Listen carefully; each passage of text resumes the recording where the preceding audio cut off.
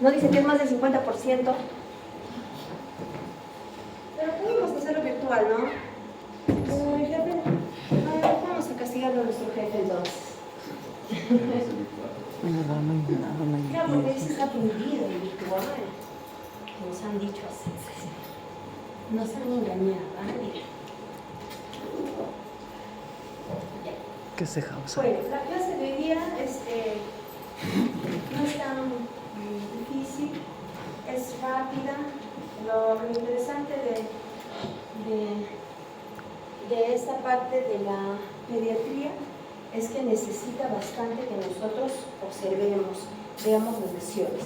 Generalmente nosotros hablamos de enfermedades exantemáticas porque hay un cuadro infeccioso, generalmente viral, que condiciona, ¿no?, un cuadro febril, malestar general, generalmente síntomas inespecíficos que luego, a la par, están representados con lesiones dérmicas, ¿no?, que muchas veces nos pueden hacer confundir incluso con lesiones urticariales como las alergias, ¿no?, o que también hay enfermedades tanto virales o bacterianas que van a, dentro de la evolución de su enfermedad, van a representar lesiones dérmicas, por ejemplo, dengue, la tifoidea misma, la típica, por ejemplo, meningitis en su fase final también, que nos trae una lesión exantemática, ¿qué otra? Kawasaki, ¿no?, entre otras. Y ya las enfermedades exantemáticas que nosotros comúnmente vamos conociendo.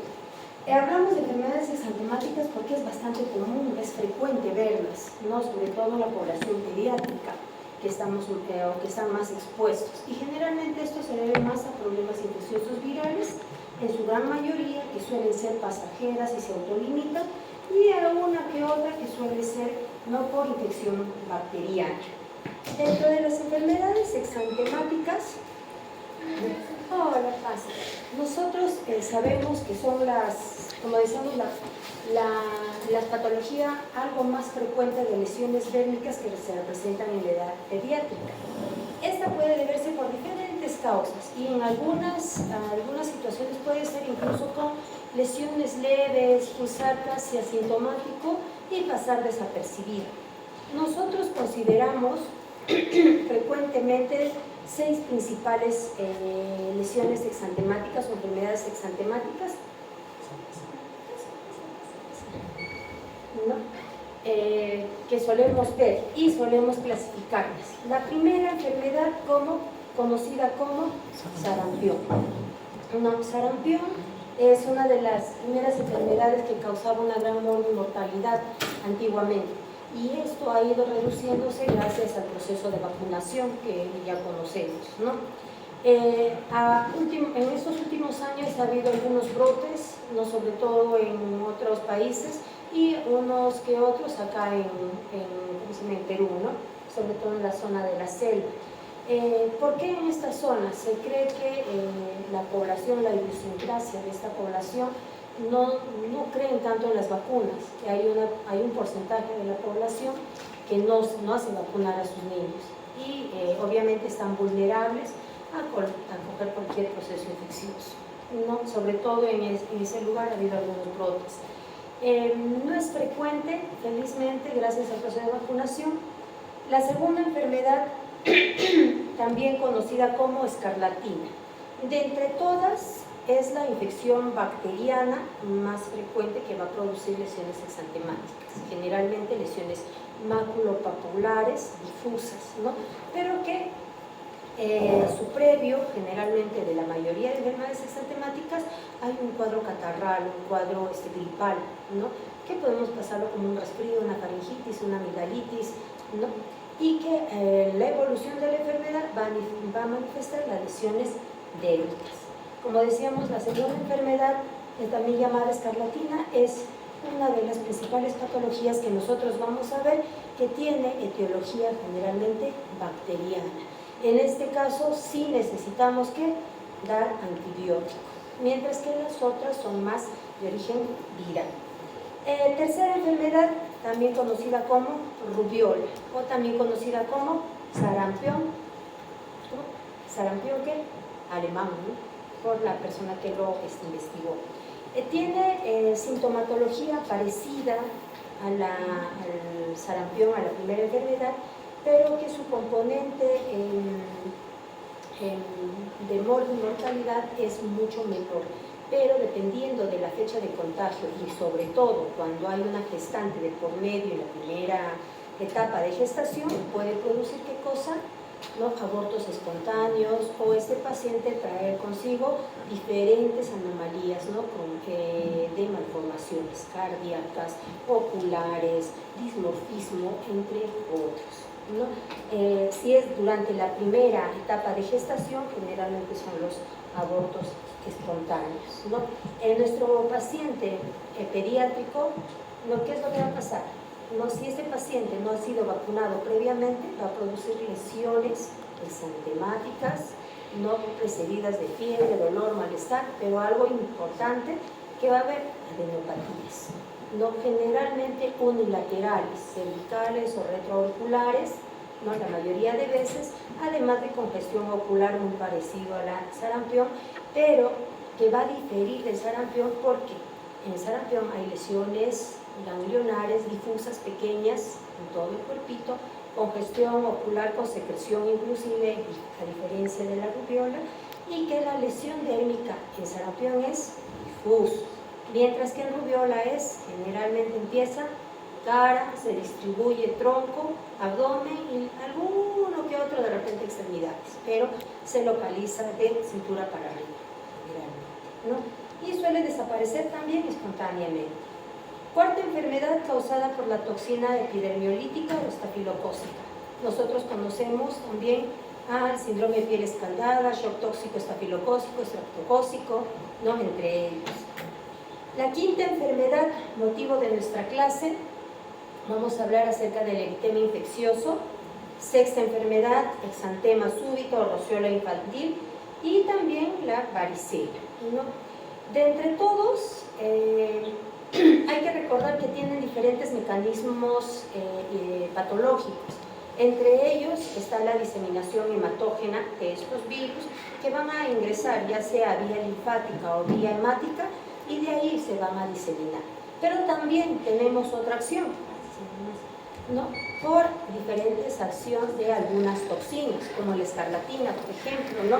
Producida por el estreptococo, y esta que va a producir toxinas pirógenas. El estafilococo que produce toxinas exfoliativas, que van a migrar vía hematógena, vía linfática, a diferentes partes del cuerpo y producir las lesiones, no solamente dérmicas, sino también lesiones orgánicas. Y en algunos casos por mecanismos inmunológicos. Hay que recordar que una piel ya con lesión previa, como una dermatitis atópica o de repente enfermedades inmunológicas como artritis reumatoide, lupus eritematoso, también son vulnerables a producir lesiones exantemáticas en cualquier etapa de su vida. Se dice que 10 veces más la predisposición a un paciente inmunocortiquete que no tiene enfermedades, ¿no? Para hablar de enfermedades exantemáticas, nosotros tenemos que diferenciar las diferentes características de las lesiones en piel. Podemos hablar desde el tipo de lesión: mácula, pápula, eritema, abón, vesícula, ampolla, si es una petequia, es una púrpura, equimosis, de qué color es, rosado, violeta, violáceo, negro, necrosado. ¿Qué distribución tiene? ¿Es asimétrico, es localizado, es generalizado? No, su predisposición empieza en cabeza, se difunde hacia los pies, cefalocaudal, o solamente se localiza en determinado lugar. ¿Qué tipo de patrón morbilliforme tiene? No, si es morbilliforme, rubeoliforme, reticular, urticarial, polimorfo, ¿no? Y no solamente hay que saber el tipo de lesión y la distribución de estas, sino también las características en cuanto al paciente. ¿Qué edad tiene el paciente? ¿Es un lactante? ¿Es un niño en preescolar, escolar? ¿Es un adulto? ¿No? ¿Qué signos, síntomas han precedido a la lesión dérmica? ¿Dónde se ubicaba el paciente? ¿Va a una cuna, jardín, en la escuela? ¿Hay brote en la escuela? Por ejemplo, el síndrome pie-mano-boca, ¿no? Que es bastante frecuente y bastante contagioso, ¿no? En los jardines, generalmente, basta que uno nomás venga con la enfermedad lastimosamente va a contagiar a varios niños, ¿no? Y los signos y síntomas que preceden a la enfermedad. Sobre todo decíamos que la gran mayoría de enfermedades exantemáticas están precedidas ¿de qué? De un cuadro catarral, un cuadro gripal, ¿no? Que muchas veces se suelen confundir y inician, ¿no? Está resfriadito, está con el moquito, está estornudando, empiezan antibióticos. Entonces hay que tener cuidado. Nosotros somos médicos, ustedes van a prescribir medicamentos más adelante. Entonces, todo cuadro febril que inicia de 1 o 2 días, si no hay otros signos que acompañan, no hay evidencia de una lesión bacteriana, por ejemplo, lo más común que vamos a ver, resfríos, ¿no? Pero si no hay pus, no hay secreción en la garganta, no tengo por qué iniciar tratamiento antibiótico. Hay que recordar que la mayoría de procesos infecciosos son más virales que bacterianos. Entonces, hay que explicar a los papitos, a los pacientes, que podría ser el inicio de una enfermedad, pero la gran mayoría se autolimita. Hay que esperar para valorar iniciar un tratamiento antibiótico, a menos de que sí haya evidencia de que se trate de una infección bacteriana.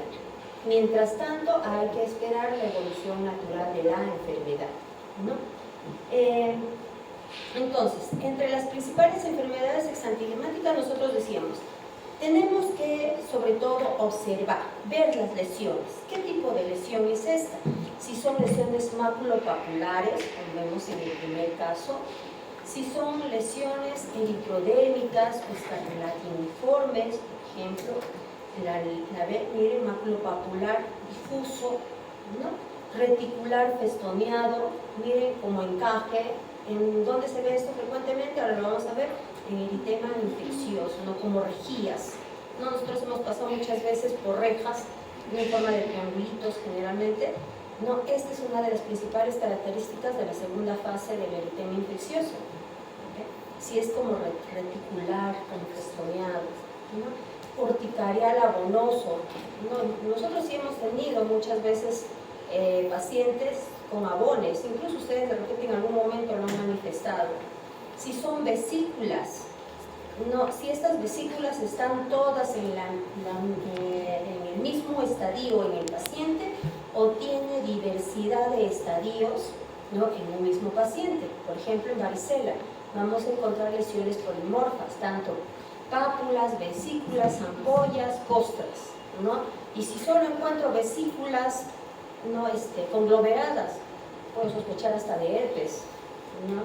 Si solo encuentro una vesícula que rápidamente eclosiona, se hace costra, mielicérica, o de repente sin secreción y me deja una piel desnuda, también puedo pensar en un impétigo. ¿Qué tipo? Ampolloso, no ampolloso, pero esto ya tiene más, ¿no? Residencia bacteriana más que viral, ¿no? Si es purpúrico, por ejemplo, el Schellkemel-Schouler, PTI, ¿no? Tenemos petequias, púrpuras, entre otros. Por ello es importante para nosotros diferenciar qué tipo de lesión délica está presentando. Si está solo localizado en cara, tórax, abdomen, o es difuso en todo el cuerpito.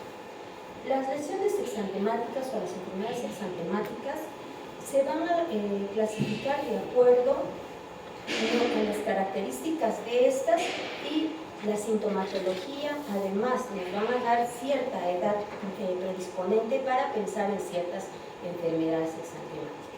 Decíamos que la mayoría de estas tienen un componente más viral, no más del 80% de estas infecciones son componente viral, por tanto va a autolimitarse, tienen características benignas y van a ser pasajeras, ¿no? Por tanto, ¿en dónde entramos nosotros? En tratamiento de soporte, de ayuda, ¿no?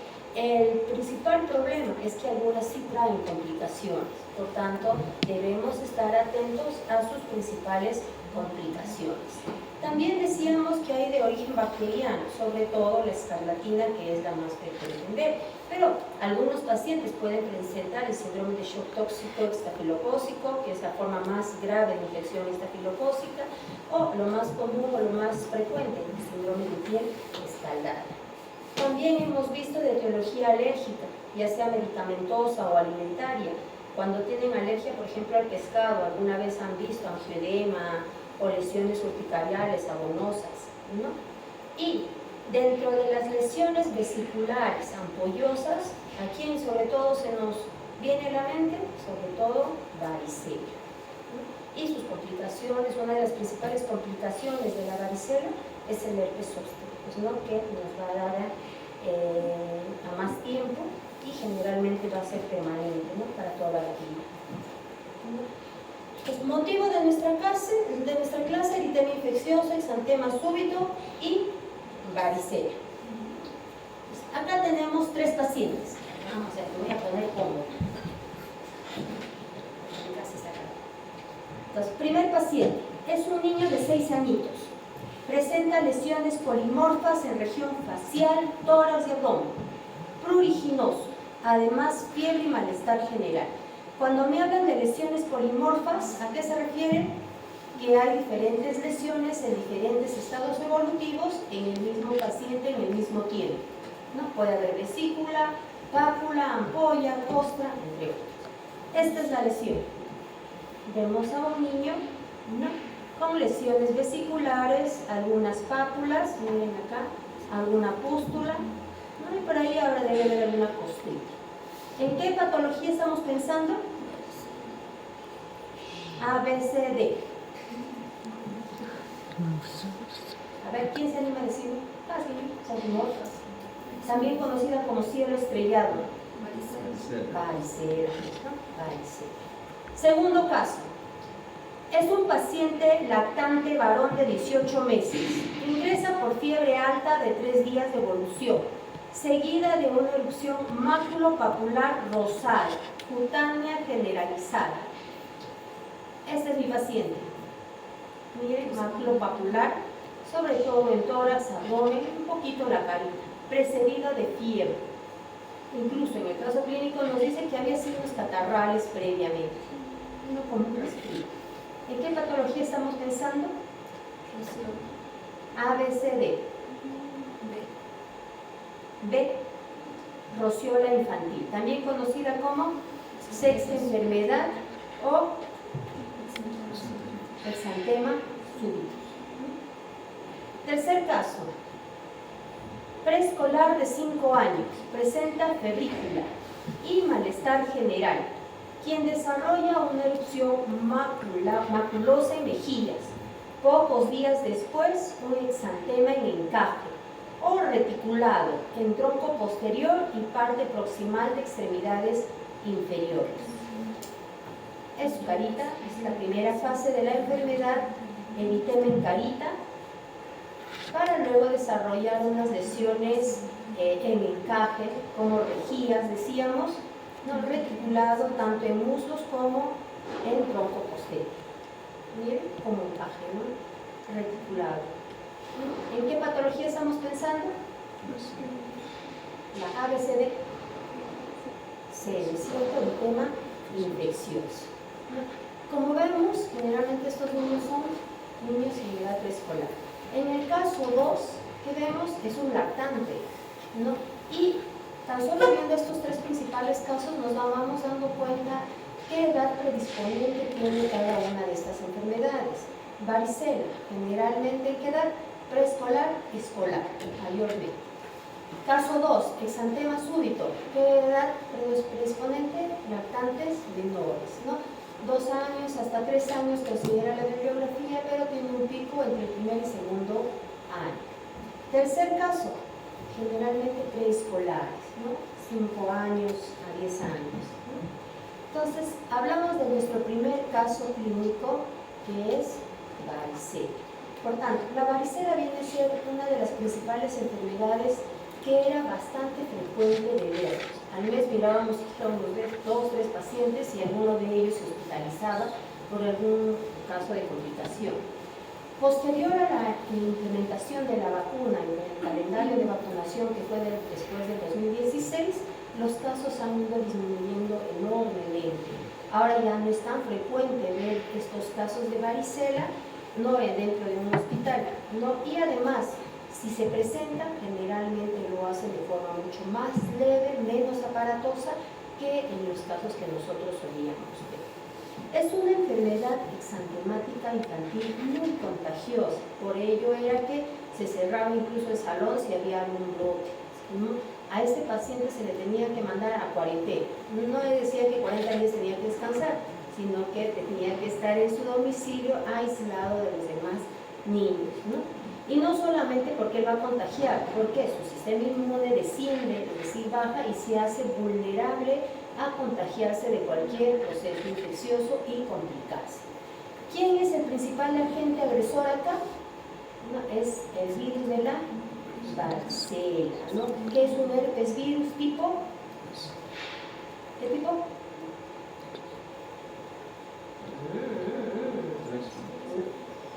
Ahora vamos. Suele afectar principalmente a niños en edad preescolar y escolar. Estas lesiones se caracterizan porque van a tener diferentes estados evolutivos en el mismo paciente en el mismo periodo de tiempo, ¿no? Y generalmente se asocia a periodos de friaje, ¿no? Invierno y primavera. Como vemos acá en este cuadro, ¿quiénes son los más predisponentes? Niños entre el primer y 11 años de vida, generalmente. Preescolar, escolar. Obviamente los extremos de la vida suelen ser muy aparatosos, con causas de mortalidad elevada. Las mujeres tienen ligera predisposición en comparación a los varones, no es tanto, su distribución es universal, endémica en algunos países, sobre todo en vías de desarrollo, ¿no? Y menciona que en Perú el 50% de estos niños no son menores de 5 años. Entre 25 y 0.4% entre 5 a 9 años. Ahí está el grueso de la población, ¿no? Entre 0 a 11 años representa más del 70% de los casos de varicela. La edad escolar es el gran factor de riesgo, ¿no? ¿Cómo vamos a prevenir? Generalmente por la inmunización. Estos son los casos que se han presentado, miren, a raíz de la introducción de la vacuna, que fue en 2016, hacia el 2019, incluso nuevamente yo el otro cuadro de años previos, ¿no? Donde el pico era pues alarmante, pero hacia el 2019 ya se ve, ¿no? cierto descenso, ¿no? Y es abismal incluso el descenso, ¿no? De lo que teníamos, que algunos casitos, ¿no? Ya incluso estos primeros años 2020-2021 casi ni se miraba. Acá hay un pequeño brote, pero no llegamos pues ni a la mitad de lo que antes teníamos, ¿no? Estos son los casos. Estas es las curvas hasta el 2024. He buscado en el 2025, todavía no lo entiendo. Hay reportes aislados, pero como general, como febril entera, no como varicela mismo. Habría que estar pendiente. Pero si la incidencia de ser 1.84, incluso 2.5, que era la incidencia por 100.000 habitantes, descendió hacia el 2019 en 1.84, hacia el 2024 a 0.22. O sea, el descenso es bastante bueno, ¿no? Gracias al proceso de vacunación. Esta es la inmunización a partir de la introducción de la vacuna. Miren cómo era la distribución hacia el 2020 y hacia el 2024. La población en rojo son los casos que teníamos reportados. Hacia el 2024, miren el estudio, ¿no? Ya es mucho menor a lo que teníamos antes. Y si ponemos a comparación el cuadro del 2015, por ejemplo, que era antes de la introducción de la vacuna, era pues mucho mayor, más abismal, y sobre todo en zonas de la selva, ¿no? Donde la idiosincrasia misma de la población hacía que ellos no crean mucho en las vacunas, ¿no?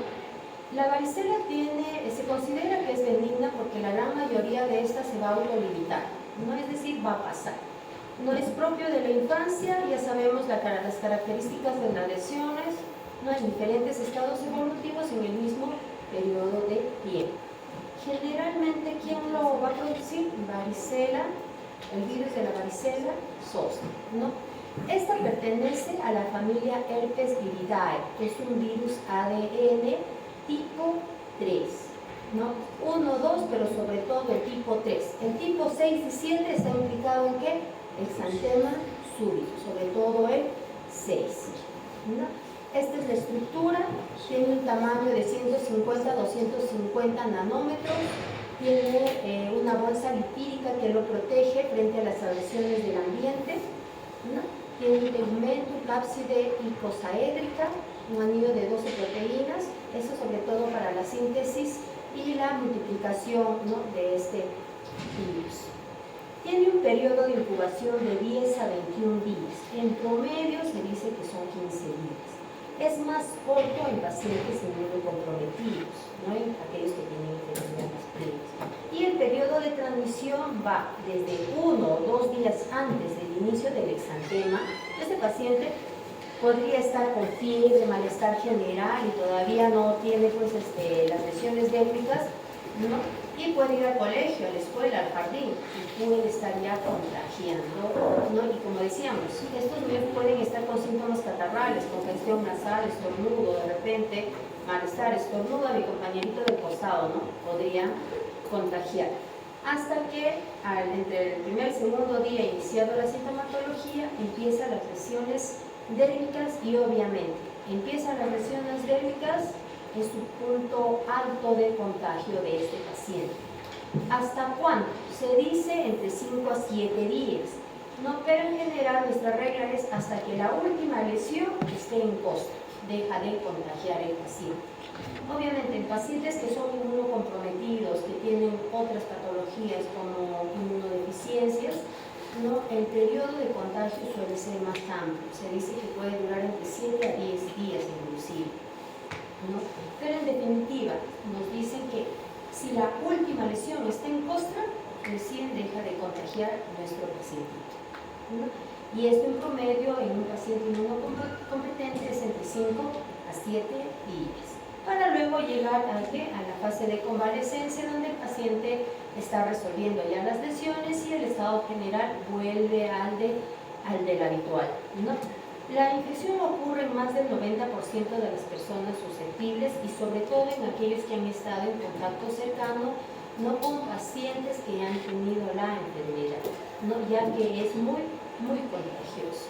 El contagio se va a dar de dos formas, de forma directa y de forma indirecta.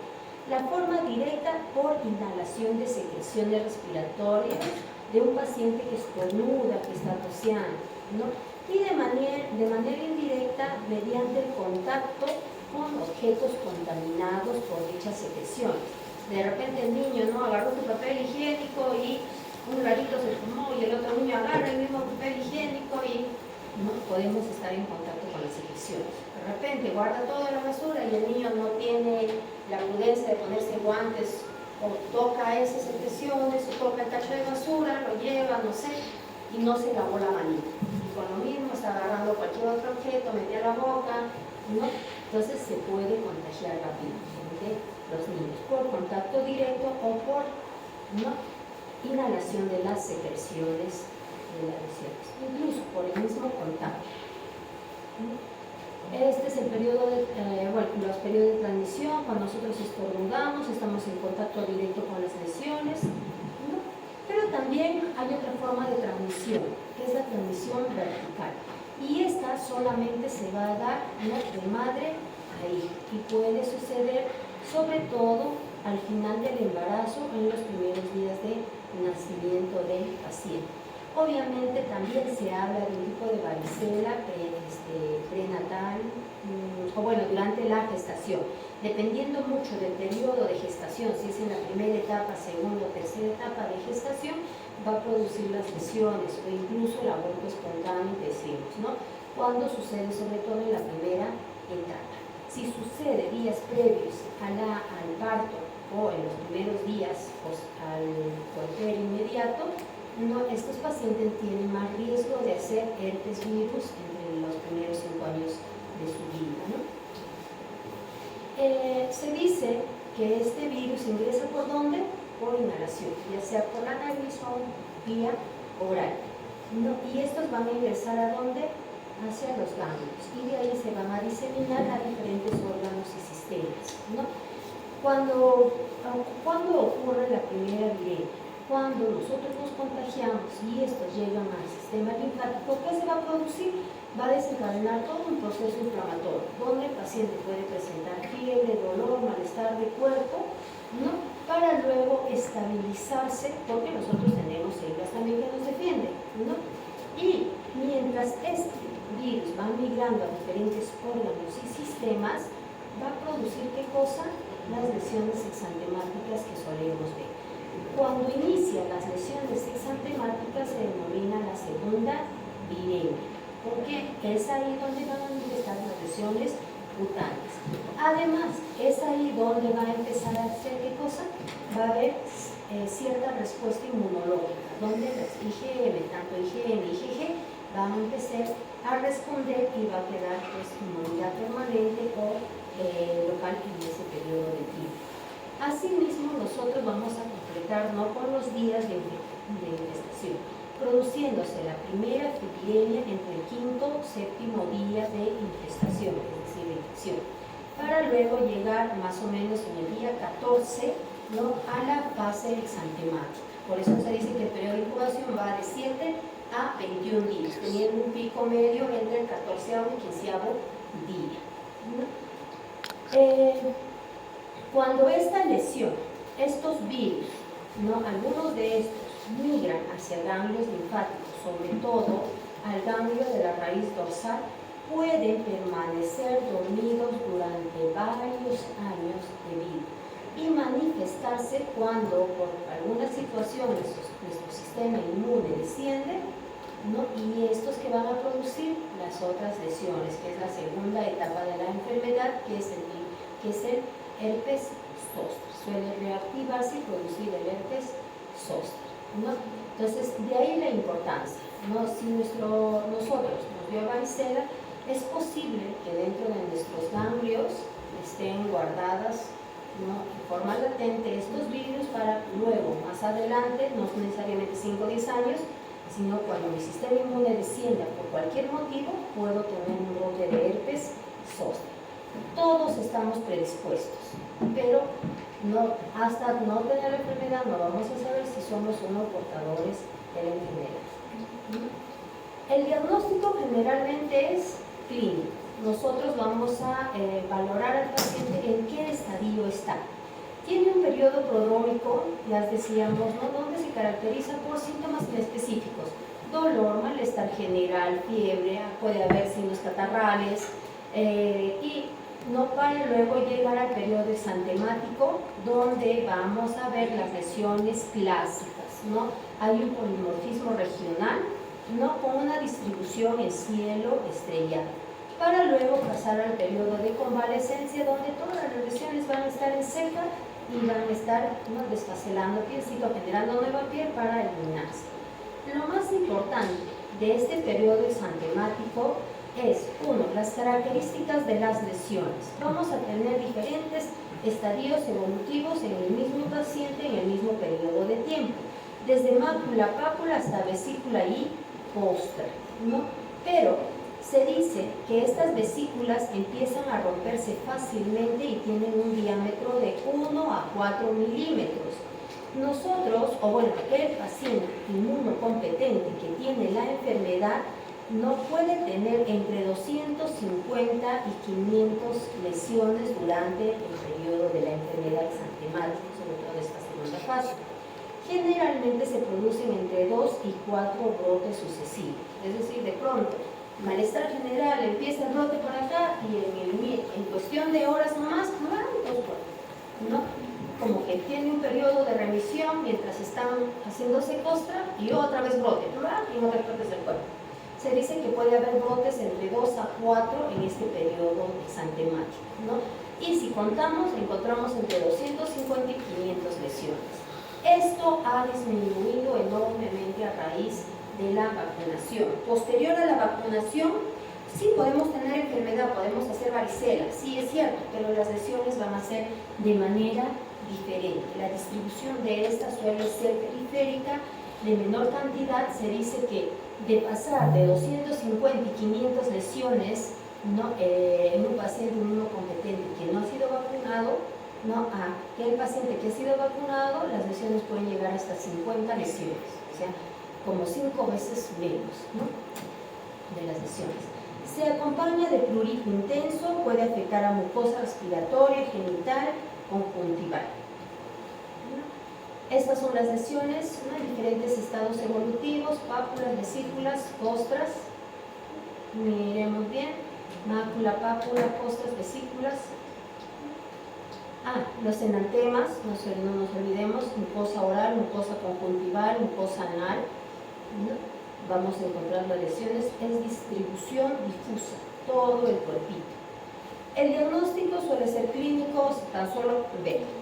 Pero también, si tengo duda diagnóstica, que es bastante difícil, no podemos hacer una reacción en cadena de polimerasa, inmunofluorescencia, podemos hacer serología, citología, sobre todo en test de sangre, ¿no?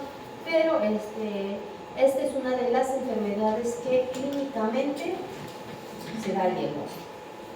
La forma de prevenir, tenemos la forma pasiva, que son evitando los factores de riesgo. Por tanto, si la maestra en un colegio, en una escuela, en un jardín, nos damos cuenta de que hay un paciente que probablemente tiene varicela, es mejor aislar, pedirle a la familia que no lo traiga, ¿no? Hasta ver si hay algún otro niño que tiene el mismo brote. Más de 5 niños en una guardería que tengan el mismo brote, se cierra el salón. No todos van a cuarentena. Entonces hay que tener cuidado y siempre hay que estar atentos, ¿no? La otra forma para prevenir es la inmunización, ¿no? Que es la forma activa.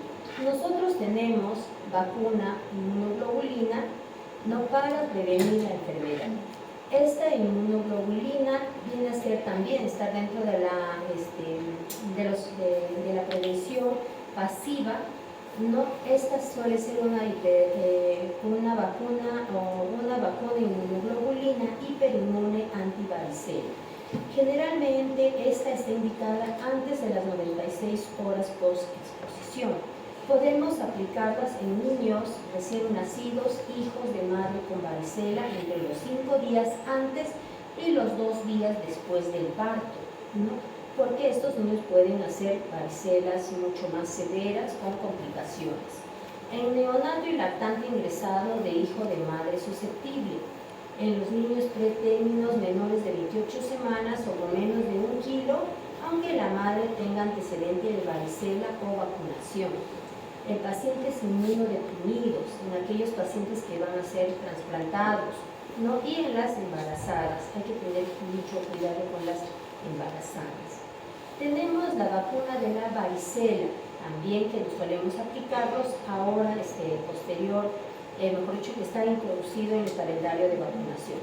Esta suele ser una vacuna de virus vivos atenuados de cepa OK, propagados en las células diploides humanas. Esta está compuesta por 1033 unidades formadoras de partículas con menos de 0.25 miligramos de sulfato de neomicina más 0.5 mililitros de disolvente.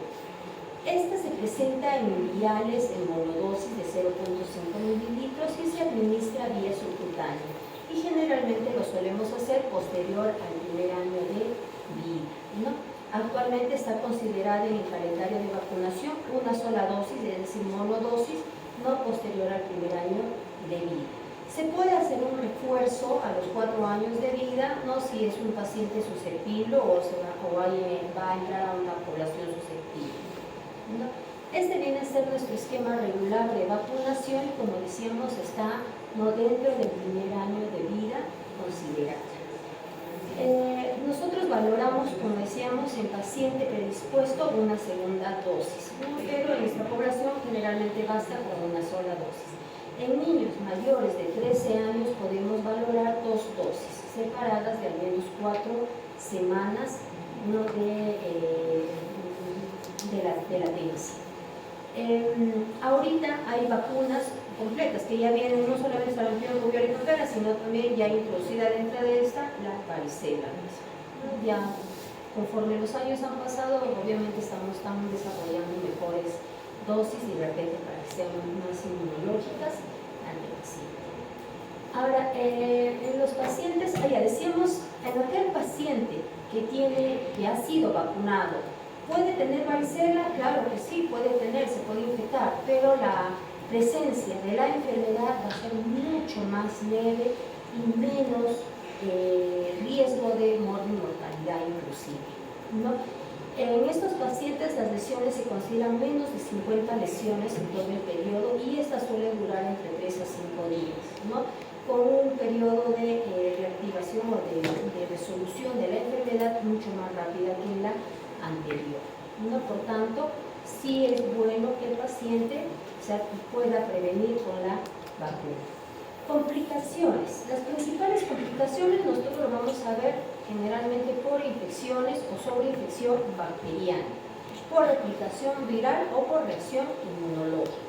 Por infección bacteriana asociada desde el impétigo, es decir, desde lesiones dérmicas superficiales que atacan a la epidermis, como el impétigo, pueden ser celulitis, absceso, fasciitis necrotizante, escarlatina, entre otros.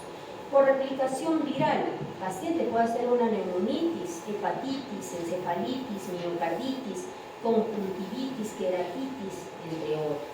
Y por reacción inmunológica, ¿qué nos puede ser la escarlatina? Lesión, riñón y corazón, glomerulonefritis, fiebre reumática, por ejemplo. Cerebelitis, PTI, púrpura trombocitopénica, y esta se asocia más con el tema infeccioso que lo vamos a ver. ¿Qué otras complicaciones? Generalmente las cutáneas son las principales complicaciones que vamos a ver. Puede haber complicaciones neurológicas, pulmonares, hematológicas, ¿no? En piel, todas las lesiones dérmicas que hemos visto, en aparato respiratorio, las neumonías, neumonitis, ¿no? Y sus complicaciones de este. Sistema nervioso central, cerebelitis, encefalitis, puede producir ataxia e incluso algo más grave, ¿no? El síndrome de Guillain-Barré o el síndrome de Rey inclusive. Y otras complicaciones como fiebre reumática, miocarditis, pericarditis, hepatitis, nefritis, entre otros. Por ejemplo, acá tenemos una complicación cutánea, ¿no? Vemos una ampolla que se eclosionó, deja una piel desnuda. ¿A quién se nos parece? Impétigo, ampollar, por ejemplo, y una lesión grandota. Acá, un impétigo, ampollar, también, ¿no? Con lesiones necróticas, incluso, y está queriendo hacer ectima. Celulitis, por varicela, pueden hacer impétigo, ampollar también, ¿no? Y celulitis preseptal, ¿no?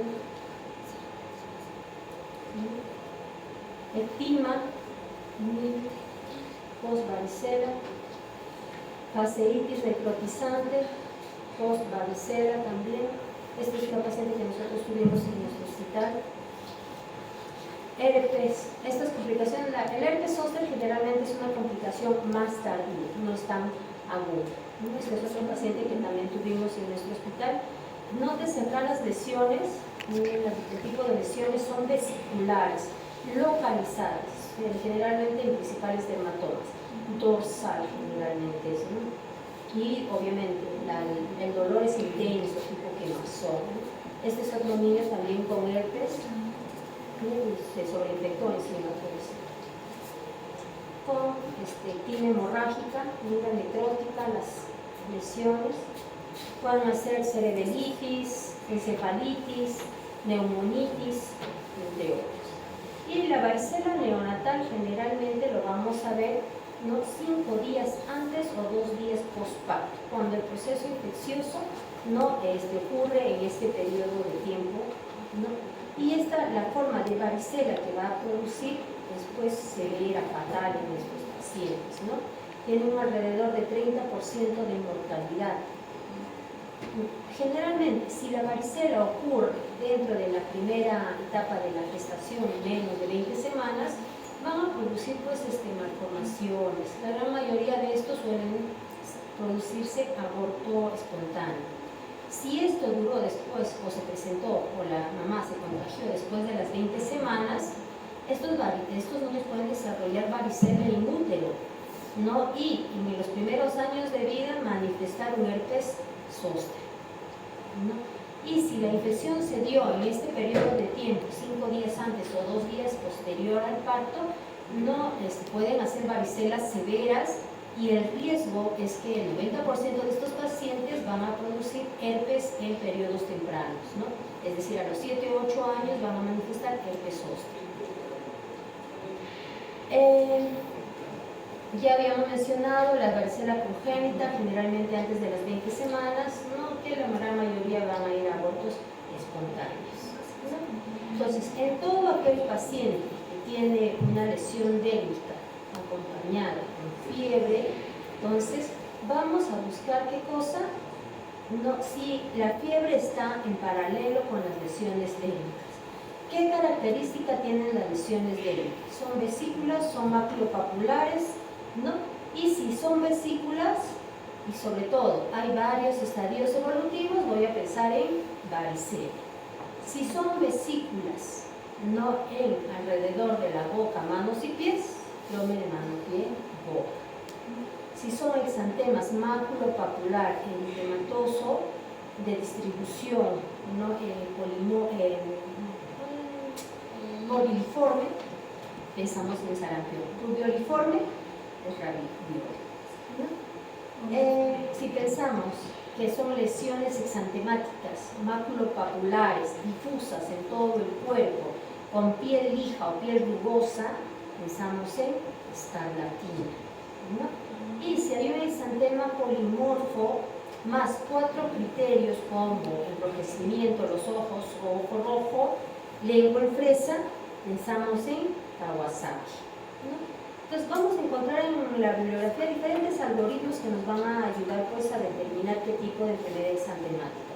Pero lo más importante es que yo conozca el tipo de lesión que presenta, la edad de nuestro paciente y qué síntomas precedieron a la enfermedad. El tratamiento generalmente es de soporte, no se da mayor medicamento a menos que haya fiebre, dolor, malestar, no, pero tratamiento sintomático. Hay que tener mucho cuidado con las lesiones, cremas, a veces para que sane rápido le meto cremas, cicatrizantes, no sé, no. Las lesiones solamente bastan con estar limpia y sequita, nada más. Puedo dar jarabitos para el dolor, el malestar, para el prurito, sí, y sobre todo las manitos deben mantenerse limpiecitas, ¿no? ¿Cuándo voy a dar aciclovir a mi paciente? Mi paciente tiene varicela, es inmunocompetente, ¿le doy aciclovir o un antiviral? Generalmente no, ya tiene la enfermedad y ya no le va a ayudar mucho el aciclovir. Pero mi hermanito tiene 3 años, yo tengo 7 años, yo soy el foco, voy a mi casa, le doy a mi hermanito aciclovir. Obviamente la mamá va a estar asustada porque aparecen las lesiones dérmicas, lo lleva al médico y le dice, señora, su hijito tiene varicela. Ahorita lo quiero ir a vacunar a mi otro hijito. No, nos asusta porque se puede complicar, ¿no? ¿Es necesario vacunarle a su otro hijito a los 3 años? ¿A la niña de 3 años? O no, ya el doctor me dice, no señora, ya para qué lo vas a vacunar. No, le doy aciclovir. Doctor, dígame, de una vez le compro su aciclovir. ¿Le damos aciclovir al niño de 3 años? ¿De una vez le doy? No, hay que tener en cuenta. Aquí habíamos dicho el periodo de incubación, ¿cuánto es? O de la fase de contagio, ¿cuánto es? 1 o 2 días antes de que empiece el brote. Probablemente esté en contacto con el hermanito 1 o 2 días antes del brote. Y probablemente ya se ha contagiado o lo ha contagiado, ¿no? Entonces, ¿es necesario darle aciclovir? Si es un niño inmunocompetente que no tiene mayor factor de riesgo, no hay necesidad. Solamente prevenirlo, señora, de repente su niño se ha contagiado y va a empezar el brote también de acá, o sea, de este periodo de su niño, tenemos hasta 21 días, ¿no? Que pueda presentar, casi un mes todavía podría presentar las lesiones de él. Cada cuerpo es diferente, hay que recordarlo, ¿no? Pero si es un niño, por ejemplo, síndrome Down, cardiópata, el hermanito de 3 años, ¿le inicio aciclovir? Todavía no le inicio aciclovir. No, yo tengo 7 años, estoy con la lesión dérmica, empezando hoy día. Y la mamá está preocupada porque mi hijito es cardiópata, tiene síndrome Down, tiene 3 añitos. ¿Le doy aciclovir? No tiene nada, pero ahorita, está limpiecito. ¿Le damos o no le damos? ¿Qué hacemos? ¿Qué hacemos? ¿Le doy o no le doy? Al momento no le doy. Si mi niño está estable, está sanito, no tiene ninguna lesión, aislamiento del foco. Es decir, a mi niño lo aíslo a su cuartito solo, no, que no esté en contacto, que no jueguen, porque Obviamente sí pudo haberse contagiado entre el primer y segundo día antes del brote, pero no voy a seguir que se contagie, pero ahora sí, pues, ¿no? Entonces, hasta que el segundo niño no tenga lesiones dérmicas, no tengo por qué darle nada todavía. Si empieza el primer brote, sí le puedo iniciar aciclovir si es un niño inmunocomprometido.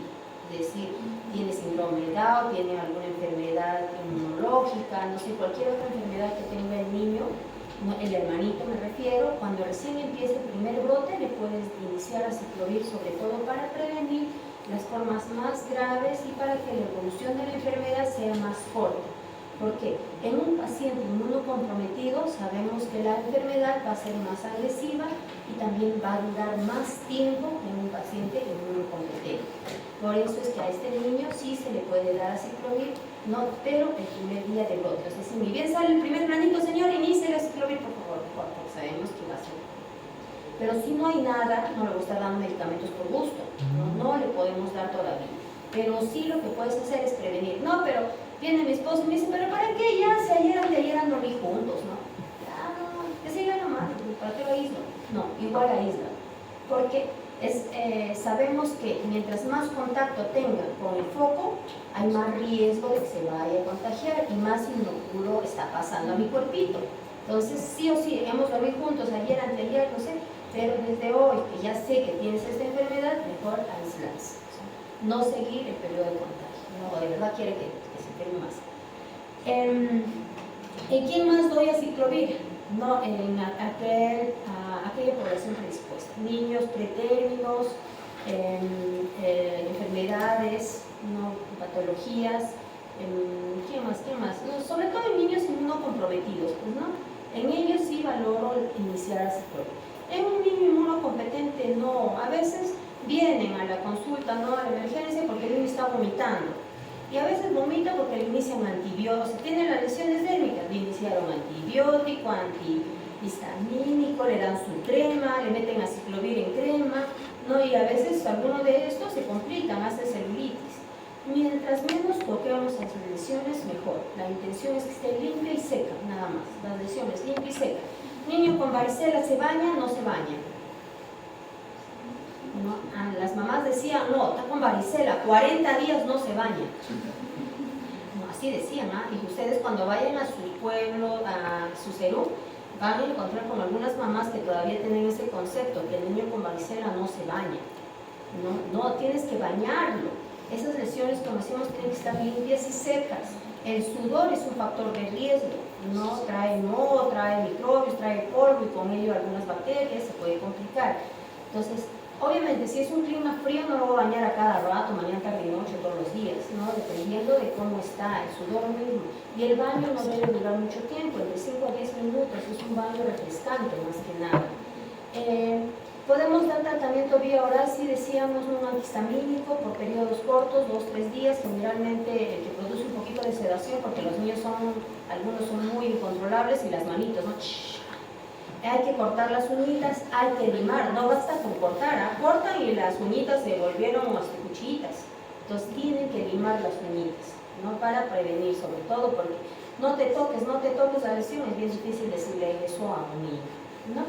Entonces, ya sabemos, varicela tiene un periodo de incubación de 10 a 21 días, en promedio 14 días, tiene una fase prodrómica con síntomas inespecíficos, una fase exantemática donde vamos a encontrar todas las lesiones, ¿no? Principal complicación, la sobreinfección bacteriana, sobre todo cutánea, es la principal, luego las respiratorias. No podemos hacer diagnósticos, sobre todo clínico, pero podemos ayudarnos de otros métodos de diagnóstico. El tratamiento es netamente sintomático. Los antivirales generalmente se preserva para pacientes inmunodeprimidos. Se puede dar tratamiento de soporte con antihistamínicos para el dolor y malestar. Algunos indican baños coloides, pero de preferencia mejor no. Mantenerlo limpio y sequito el paciente es lo más prudente que podemos hacer. ¿Hasta ahí alguna pregunta? ¿Varicela? ¿Todo claro? ¿Bien clarito? Segundo caso. Este es un paciente 5 añitos. Presenta febrícula y malestar general. Desarrolla una erupción maculosa en mejillas, pocos días después un exantema en el encaje o reticulado. Hablábamos, ¿no? Tiene una primera fase donde vemos un eritema en las mejillas, muy marcado acá, ¿no? Entonces, esta es la primera fase, también denominada signo de la bofetada. Y la segunda fase, donde las lesiones empiezan a ser ya más generalizadas y sobre todo, la principal característica que es festoneada, en encaje, sobre todo en antebrazos, muslos, ¿no? Y esta, ¿qué enfermedad es? Eritema infeccioso, ¿no? También conocida como megaloeritema, ¿no? Causada por ¿quién? Parvovirus B19, ¿no? Generalmente se va a presentar en niños en edad preescolar, preescolares, ¿eh? Su máxima incidencia va a ser en periodos de fría, invierno y primavera, ¿no? Su contagio va desde los 5 días antes y hasta la aparición del exantema. Periodo de incubación de 4 a 28 días y puede transmitirse vía placentaria y se asocia con muerte fetal intrauterina. Tiene una fase prodrómica que suele ser asintomática, ¿no? Es decir, el periodo de incubación, para luego desarrollar 3 fases. La fase inicial, donde podemos ver, o la primera fase, ¿no? Este signo característico de la doble bofetada, el signo de la cachetada, el signo de la bofetada, que se caracteriza, como podemos ver en la imagen, un eritema marcado generalmente en las mejillas, ambas mejillas, no solo una mejilla, ambas mejillas, y que suele aumentar cuando el niño tiene fiebre, está con calor, se expone a cambios de temperatura, ya sea frío o calor, no se va, suele exacerbarse, para luego pasar a una fase, a una segunda fase, ¿no? De lesión dérmica generalizada. Sobre todo se va a extender en brazos, muslos y nalgas. Y su principal característica es que es de forma reticular, festoneada, ¿no? De exantema. Para luego pasar a qué cosa, a una tercera fase, que es la fase de convalescencia, donde va a desaparecer todas las lesiones y vuelve al estado general del paciente, al estado normal, ¿no? Esta es la fase, la segunda fase, lo que nosotros solemos ver como rejillas. Miren cómo se forma la piel, como rejillas, como rejas, reticulado, eso se le llama, ¿no? Primera fase, exantema en cara, segunda fase ya es mucho más generalizada. El diagnóstico generalmente lo vamos a hacer por el antecedente y es netamente clínico, observar. Las lesiones acá no son vesiculares, no son ampollas, no son costras, son nada más máculo papular difuso, ¿no? Y su principal característica que va a formar encajes, rejilla, ¿no? Su distribución es peculiar, generalmente tórax, abdomen, ¿no? Tórax, sobre todo abdomen casi nada, y antebrazos, muslos. Ahí lo vamos a encontrar con más frecuencia, ¿no? Puede durar incluso, esta segunda fase menciona, ¿no? Entre 5 a 7 días, pero podría durar entre 15 a 21 días, menciona.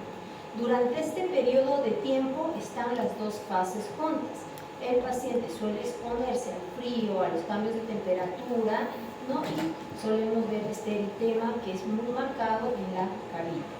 Muchos de los pacientes pasan inadvertidos, sobre todo los que son mucho más blanquiñosos, porque es mucho más evidente la carita roja cuando se expone al sol, ¿no?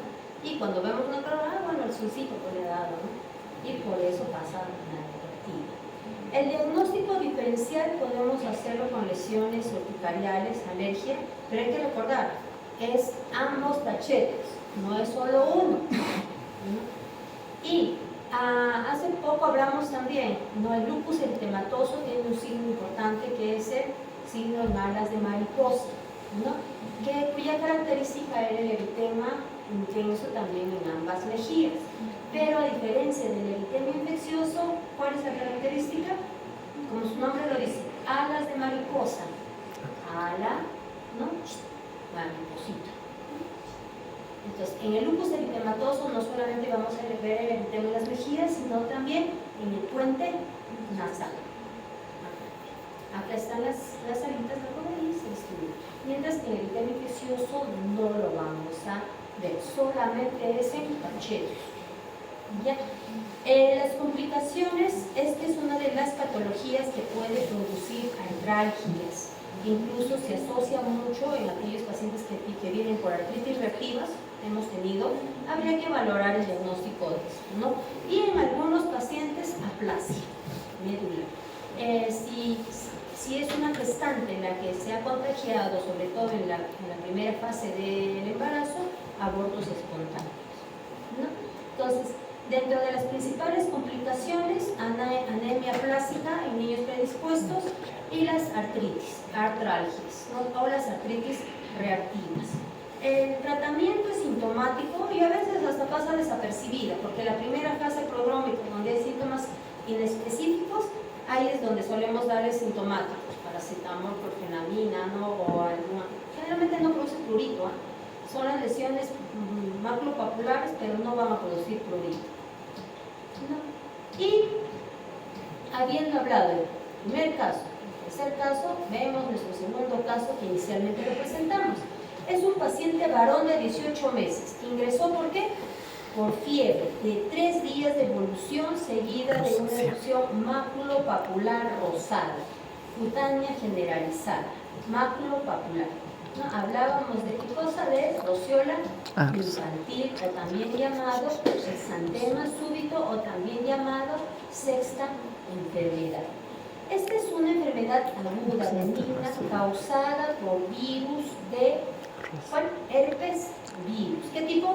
6 y 7, ¿no? Generalmente el 6 es el malévolo en este caso, ¿no? Es un virus que pertenece a la familia herpes viridae. No tiene un periodo de incubación de 10 días. Puede producirse en cualquier época del año y generalmente tiene cierta predisposición en niños pequeños, en lactantes. No se dice que desde los 6 meses hasta los 3 años, teniendo un pico entre los 18 meses. Es decir, entre el primer y segundo año de vida lo vamos a ver con gran frecuencia. Se puede contagiar mediante las secreciones cuando estornudamos. Nosotros que estamos resfriados podemos estar infectados de cualquier virus, en algunos casos hasta de virus herpes, ¿no? Y vamos a estornudar y estos niños pueden inhalar, ¿no? Y contagiarse de la enfermedad. La principal característica de la enfermedad es que va a producir fiebre alta persistente. No fiebres altas de 39, 40, que la mamá se desespera entre el primer, segundo, tercer día. En algunas ocasiones puede estar precedida o a la par de síntomas catarrales, congestión nasal, estornudo de repente, y sospechar de que se pueda tratar de un cuadro respiratorio alto. En algunos casos, inclusive, al primer, segundo día lo llevan al médico y le inician antibióticos. Como vuelvo a recalcar, no hay que dar antibióticos hasta que tú no tengas certeza de que haya una infección bacteriana. Puede ser algo viral nada más, ¿no? Pero los síntomas son fiebre alta persistente de 3-4 días de evolución, para luego no tener una lesión dérmica de aparición brusca, generalmente que va en tórax, se distribuye hacia carita y luego hacia abdomen, difícilmente a miembros inferiores. Maculopapular, pequeñísimas, micropápulas, ¿no? Que pueden ser rosadas, de ahí su nombre roseola, o en algunas ocasiones rojizas, pequeñas, que no son petequias, son pápulos maculares, ¿ya? Pequeñísimas, ¿no? El inicio de las lesiones dérmicas marca el final de la enfermedad. Sí es bastante contagioso, es decir, de niño a niño puede contagiar, no a nosotros los adultos, ¿no? Pero que suele autolimitarse cuando inicia la lesión dérmica, ¿no? Es decir, el inicio de la lesión dérmica marca el fin de la enfermedad, ya no va a contagiar y además el estado general del paciente va a ser bueno. Durante estos primeros días o esta primera etapa de fiebre alta persistente en niños predispuestos, puede haber una de las principales complicaciones, que es la convulsión febril, ¿no? Entonces el paciente hace temperatura alta, tiene cierta predisposición, puede convulsionar con la fiebre. No por convulsionar con fiebre voy a iniciar el antibiótico. Igual, hay que tener cuidado, ¿no? Obviamente, convulsión febril, hago las primeras medidas de soporte, estabilizo al paciente y busco la causa, ¿no? Exámenes auxiliares, examen de orina, dependiendo del sexo, de la edad del paciente, ¿no? Y valor, porque la gran mayoría, y está descrita, una convulsión febril, generalmente la simple, más del 75% es de causa viral. Entonces, si viene un niño con convulsión febril, no tengo por qué meter antibiótico tampoco, no se asusta. O de repente convulsionó en su casa y se van corriendo a la clínica, y en la clínica ya le metieron ceftriaxona, Maxicef y todo, cuando todavía no tienen ni la causa de por qué haber hecho eso. Entonces hay que tener cuidado. Como decíamos, la aparición de estas manchitas, de estas lesiones epidérmicas, marca el fin de la enfermedad. En pacientes con disminución de las defensas, es decir, inmunodeprimidos, las manifestaciones atípicas o con complicaciones puede recurrirse a la determinación de anticuerpos frente al virus en sangre o la detección de material genético del virus. Obviamente, si hay sospecha de otra infección, tengo que valorar si es o no es esta enfermedad. Puede complicarse si entre las principales complicaciones más frecuentes es la convulsión febril en este periodo febril sobre todo. Puede producir encefalitis, es poco frecuente, meningitis aséptica también poco frecuente, pero sí suele asociarse a encefalitis, a meningitis en menor grado, pero la convulsión febril es lo más frecuente que podemos observar. Y en algunos casos pueden hacer trombocitopenias, ¿no? Que solamente hay que vigilar porque suelen normalizar.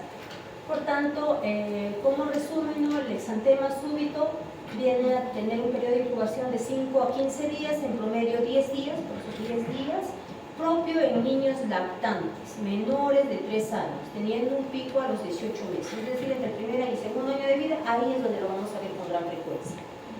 No, esto me estaba olvidando. Las manchas de Nagayama, ¿dónde los vamos a ver? Mucosa oral. Son lesiones eritematosas, sobre todo en paladar blando y úmido. No puede haber lesiones petequiales inclusive. Cuando veo las lesiones petequiales en garganta, generalmente lo asocio más a Coxsackie virus, a hepangina. No porque empiezo a ver las lesiones petequiales, ya, señores, hepangina, no. Hay que hacer el seguimiento, hay que ver la evolución de la enfermedad. Si estas petequias, estas lesiones vesiculares forman las vesículas blancas características, ya sí señora, fue hepangina, ¿no? Y si se salen estas lesiones alrededor de la boca, manos y pies, enfermedad mano, pie, boca. Tenemos, no solamente estas son las principales enfermedades exantemáticas, sino tenemos más, ¿no? Obviamente, tenemos las lesiones urticariales, las lesiones boca misma, que es bastante frecuente, Kawasaki, también que es bastante frecuente, ¿no? Bueno, esas son las 3 principales enfermedades exantemáticas que nos tocaba ver. Obviamente sarampión, rubiola y escarlatina lo van a ver con el doctor Carrillo, creo, ¿no? Y